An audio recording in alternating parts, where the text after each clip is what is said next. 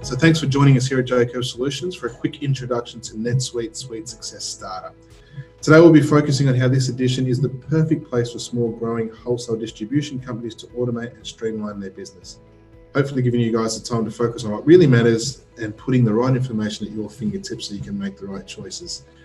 We're pretty proud to say we're NetSuite's #1 partner in terms of customers with over 600 current ERP clients. So that's 600 clients we're currently supporting from a support and IT perspective as well as a account management perspective.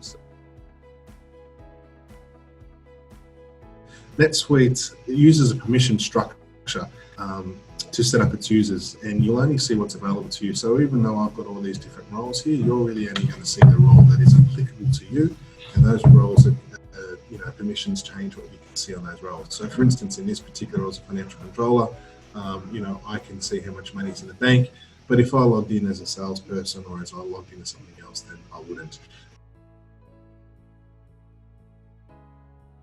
Inventory manager in their day-to-day activity may be writing off expired stock or stock that's lost or broken or damaged, so doing inventory adjustments, transferring between multiple locations, or even just something as simple as ordering in new stock, right? So again, all accessible from the dashboard at one click.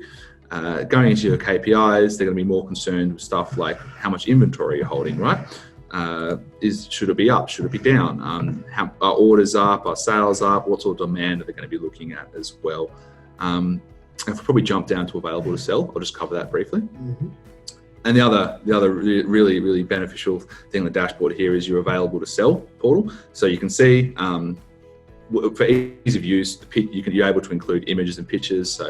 So people are able to easily navigate the items to what they're looking for. Currently, the location is set at the San Francisco warehouse, but if Nigel clicks in, you can see you can click between multiple warehouses and the numbers will update.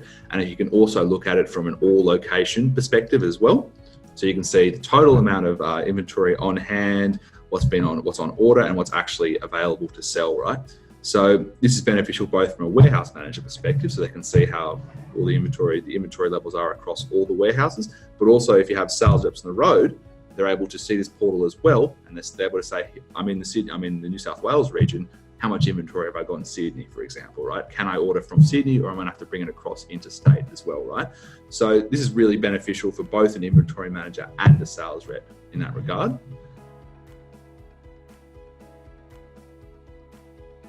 Customer-wise, so this is the Murphy Incorporated customer that I opened up straight from my global search bar again. You can see I can go straight into this customer and I can get full access to that customer. Probably importantly, what I would actually do on that is if I wanted to say Murphy Inc. gave me a call, or Frank gave me a call, what I might actually do is open up his dashboard.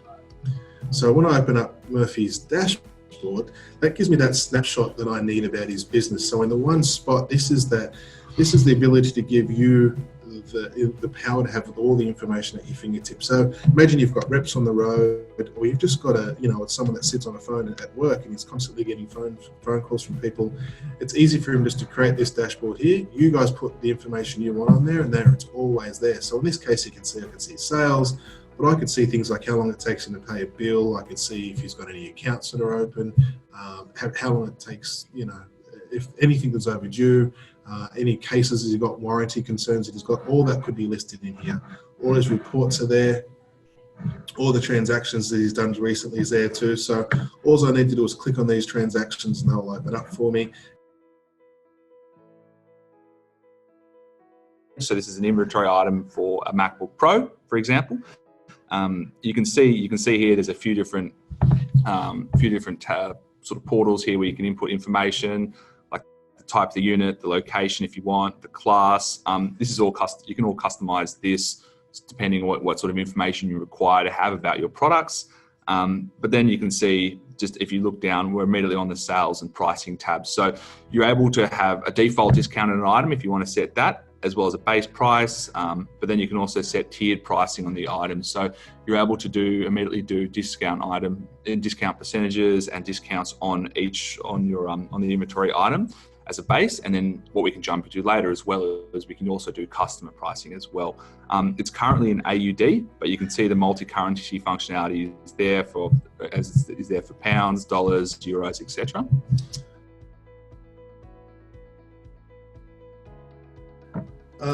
The inventory side and replenishment method of the product is interesting as well. So probably the first thing we'll talk about is you can have multi-location. So a lot of people use this, and people have vans on the road and so forth that carry stock in their vans.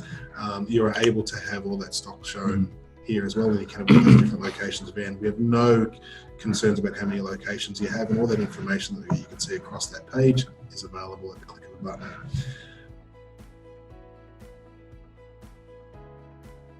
But importantly, when it comes to replenishment of stock, we can do things where, min-max, which is just simple, it gets down to 5, order back up to 10. But we can also do it dynamically.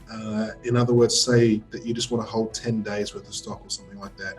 The system will automatically will keep you at 10 days worth of stock. And as your demand increases, it will hold more. And as your demand decreases, it will hold less.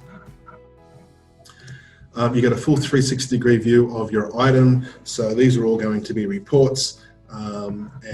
So for instance, in this sale and margin report, you'll start to see that you can see my average margin on every product that I sell, and a bit of history about it. And that goes right across in the 3-way match: historical item sales, open purchase orders. So if I want to find all my open purchase orders, I just click on that and there they are.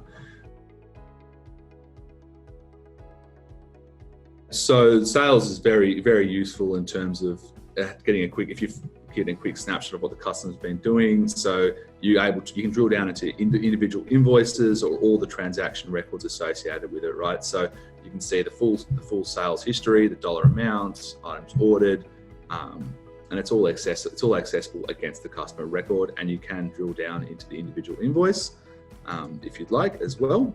And then items purchased, right? So items purchased is specifically the quantity and the type of item they've been purchasing. So for any sales rep doing repeat business, they can pull up the customer record and see what they've been buying, how much they've been buying, dollar amount, and the most recent purchase date as well.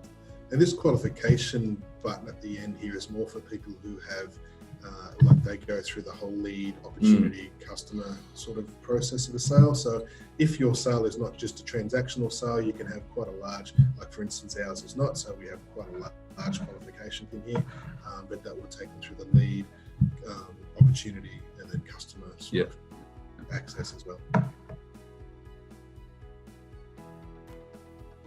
We do understand that this is a very generic overview of NetSuite, so please contact us and let us know, and we can talk a little bit more about your business specifically and make sure that we can suit your business.